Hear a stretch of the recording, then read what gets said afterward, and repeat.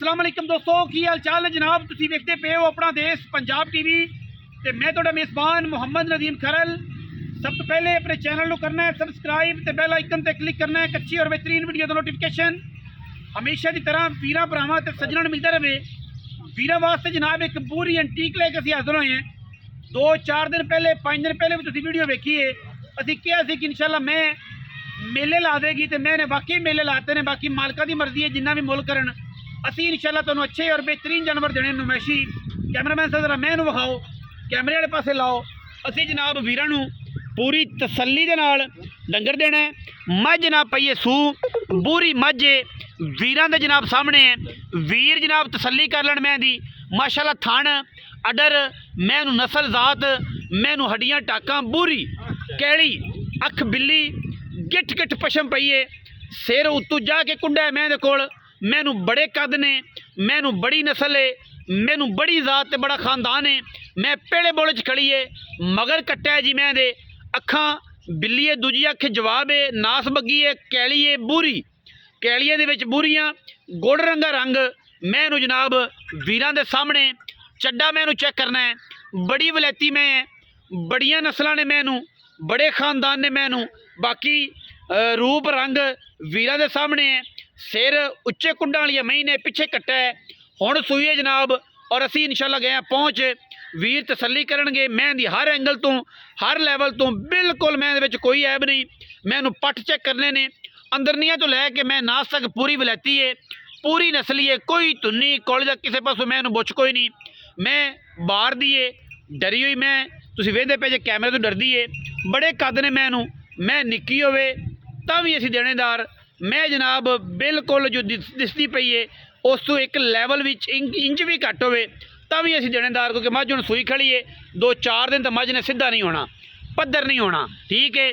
बाकी ये है कि इंशाअल्लाह मैं 7वें-8वें दिन पद्धर होवेगी इस कंडीशन ते आवेगी। मैं जनाब जेर शेर पा ली है मौसन जेर पा ली मैंने जनाब जेर लीए पा और असी गए पहुँच धारां दी हर किस्म की साड़ी गारंटी है। मैं बड़ी वलैती है बूरी है नीली दी कद काट ते नस्लां बड़ियां खानदान बड़े मैनू और इंशाअल्लाह ये जे हीरे जड़े ने वो घट लभदे ने। थणा दी गारंटी है थणा दी गारंटी है मैं दी दुध मैंने इंशाअल्लाह 20 सिर पक्का देना है।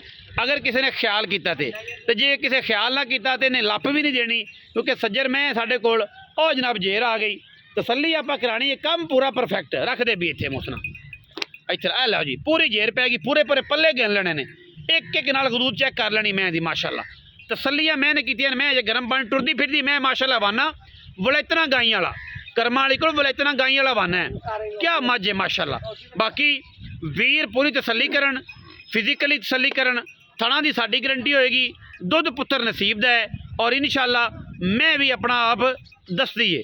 बाकी कमी कोई नहीं किसी किस्म की मैं टुरन दे यार मैं टुरदी सोहनी लगती पई टुरन दे उधर बच्चा मार नाल ले जा कोई किसी किस्म की भी कमी कोई नहीं। मैं दे विच मैं बड़ी वलैती है अल्लाह पाक जिंदगी करे इंशाअल्लाह।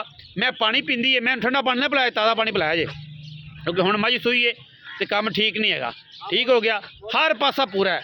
आ भी मौसम इत्थे ही खलो जा मैं दे कोल ही सोहणिया किनवें सूए ही मैं अपनी तीसरा सूआ सूई है। मैं तेरी चंगी है वलैती है थन थोड़ा जा बस वडेरा सू बाकी जिंदगी मौत तो मालक दुध दुध कितना कर जाएगी मौसम इंशाअल्लाह 20+ करेगी अगर इन्हें किसी ख्याल किया तो मैं अब वेखी भाई कट्टा मैं झोटा बड़ा ए जनाब झोटा वेंदे पे जे माशाअल्लाह बड़ा हाथी जरा झोटा।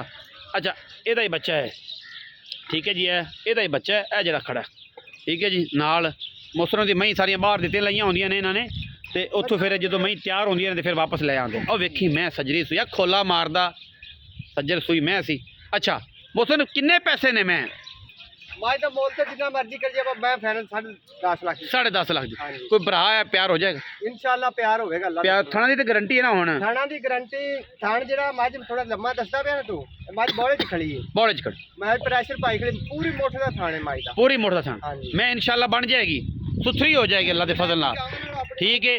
चलो है वलैतन गांव वर्गी वीडियो अच्छी लगी वीडियो लाइक करना है शेयर करना है कमेंट करना है अपनी राय नाल सानू जरूर आगाह करना है। पाकिस्तान जिंदाबाद।